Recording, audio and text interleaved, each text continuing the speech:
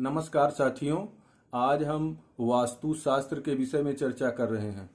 तो आप जैसा देख रहे हैं इस बोर्ड पर कि वास्तु शास्त्र के अनुसार घर का आकार प्रकार किस प्रकार से होना चाहिए, इसी में हम चर्चा कर रहे हैं। ये सबसे बेसिक बातें हैं कि वास्तु शास्त्र के अनुसार कि हमारे घर का आकार प्रकार किस प्रकार से होना चाहिए, उसकी लंबाई चौड़ाई कितनी कैसे होनी चाहिए और क्या क्या चीज़ें उसमें होनी चाहिए।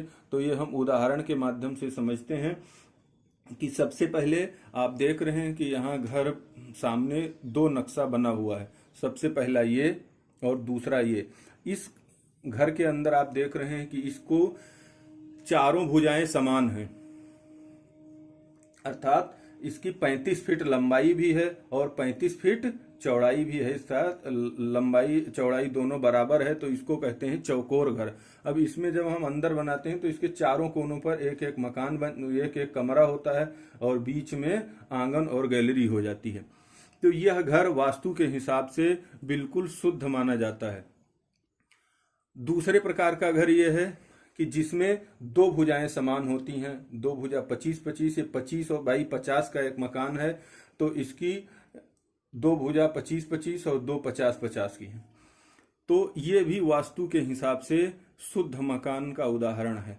अब इसमें हम समझते हैं कि क्या क्या कमियां हो जाती हैं। जैसे ये मकान है, अब इसकी लंबाई 35 फुट है, लेकिन अगर इसकी चौड़ाई 40 फुट 45 फुट हो जाती है तो भी यह मकान अशुद्ध माना जाएगा। और उसी प्रकार से ये मकान है, इसकी अगर लंबाई 50 फुट है तो इसका सूत्र यह है कि चौड़ाई से लंबाई, दोबारा चौड़ाई से लंबाई 2 गुना से ज्यादा नहीं होनी चाहिए। जैसे इसकी 50 फीट लंबाई है और 25 फीट चौड़ाई है, अगर इसकी लंबाई 50 से 55 60 70 फीट हो जाती है तो यह घर वास्तु के हिसाब से अशुद्ध माना जाएगा। नेक्स्ट है कि आप इस मकान में देख रहे हैं, दोनों मकानों के अंदर इसमें 4-4 कोने हैं। 4 कोना है, तो जब किसी भी मकान के अंदर 4 कोने के अलावा 6 कोना 7 कोना 5 कोना इस प्रकार से 4 कोने से ज्यादा कोना हो जाता है तो वह मकान अशुद्ध हो जाता है। जैसे मान लिया इस मकान को यहाँ पर बढ़ा दिया जाता है इस तरह से और ये कर दिया गया, अब यहाँ एक गेट लगा दिया गया, तो इसके जो 2 कोने बढ़ गए, 6 कोने का मकान हो गया। तो ये एक तो कोने की दृष्टि से अशुद्ध हो गया।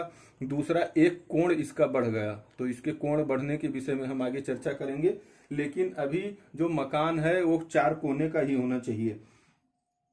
दूसरा, कई बार आप देखते हैं कि बड़े बड़े लोगों के या बड़े बड़े सिटी के अंदर के जो मकान बनाए जाते हैं, बड़ी बड़ी जो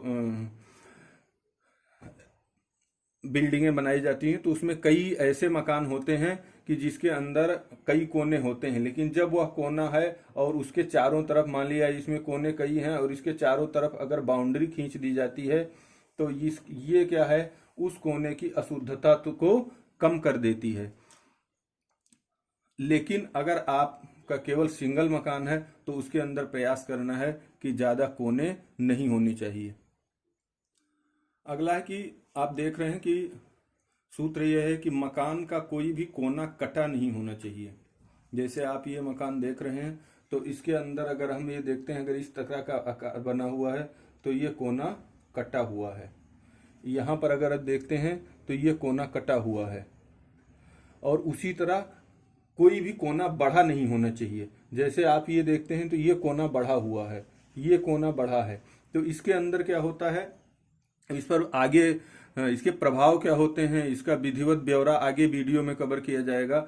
लेकिन जब कोना कटा हुआ होता है तो उस कोने से संबंधित जो चीजें उस परिवार को मिलने वाली हैं वो पॉजिटिव एनर्जी नहीं मिलती है।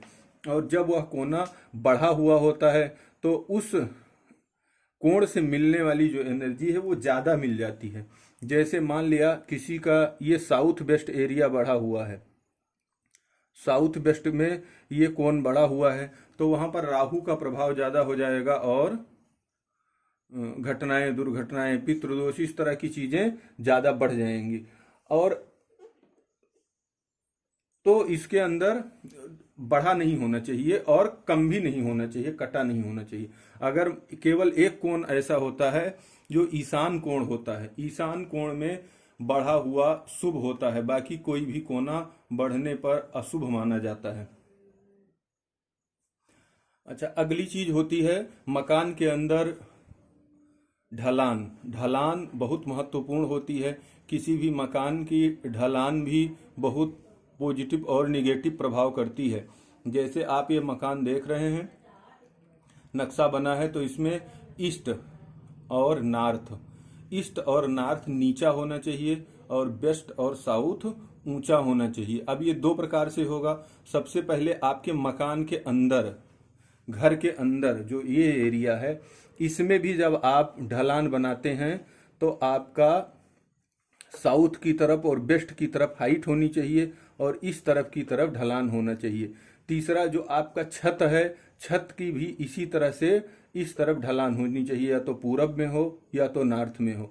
और उसी तरह से इस घर के बाहर, इस घर के बाहर का एरिया जो है ये भी बहुत महत्वपूर्ण होता है। अगर मान लिया नॉर्थ के अंदर कोई हाइट वाली जगह है, कोई पहाड़ी है या ऊंचाई है, या ईस्ट के अंदर ऊंचाई है, तो वह आपको नकारात्मक प्रभाव देगी। उसी तरह से अगर वेस्ट के अंदर और साउथ के अंदर ऊंचाई है तो वह उस घर के लिए अच्छा होगा। लेकिन अगर वेस्ट के अंदर या साउथ के अंदर गड्ढा होता है, मतलब तालाब है या गड्ढा है या नीची जमीन है, तो वो इस मकान के लिए अशुभ होगा। इसलिए ढलान भी मकान के अंदर बहुत महत्वपूर्ण होती है। अगला है नेक्स्ट की, जो मकान बनता है, मकान के अंदर वेद चीजें जो होती हैं, वेद बड़ा महत्वपूर्ण होता है। वेद वे चीजें हैं जो मकान के ऊपर नकारात्मक प्रभाव करती हैं मकान के पास होने पर। जैसे आपके सामने ही किसी का मकान में, मकान द्वार के सामने ही किसी का द्वार होता है, उसके बाद द्वार में आवाज, जैसे आपका दरवाजा है या कोई ऐसी दरवाजा खोलने पर कोई आवाज आती है, कोण वेद जो कटा हुआ मैंने पहले बता दिया। उसके बाद आपको ढलान का मैंने बता दिया, वो भी एक तरह से है। तो दूसरे बाद अगर आपके पास में घर में कहीं कोई खंभा घर के आसपास लगा है तो वो भी वेद माना जाता है। और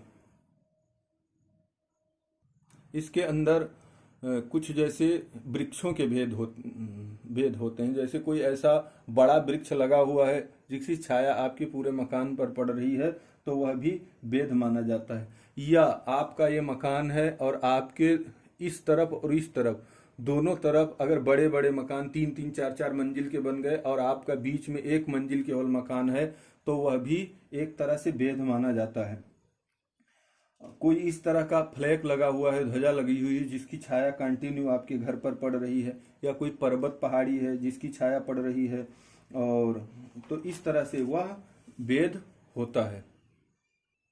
और यह माना जाता है कि घर आपका जहां पर है, कोई भी नकारात्मक चीजें आसपास में नहीं होनी चाहिए। जैसे मैंने कई सारे चीजें बताई हैं कि गड्ढा नहीं होने चाहिए, कोई लंबा पोल नहीं होने चाहिए, कोई आवाज वाली चीजें नहीं होनी चाहिए, और इस तरह से आपका जो घर होना चाहिए वह सिक्योर होगा। तो आज हमने घर के आकार प्रकार पर और उसमें कट पर और इन सारी चीजों पर चर्चा की है। अब आगे हम वीडियो जो बनाएंगे उसमें हम वास्तुशास्त्र के नियमों का अध्ययन करेंगे कि जैसे वास्तुशास्त्र के आधार पर हम घर के अंदर किन किन चीजों का और किस प्रकार से अध्ययन करते हैं। तो इस वीडियो में इतना ही। धन्यवाद, नमस्कार।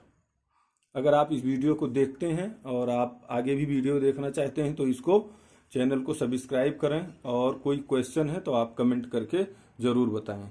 धन्यवाद, नमस्कार।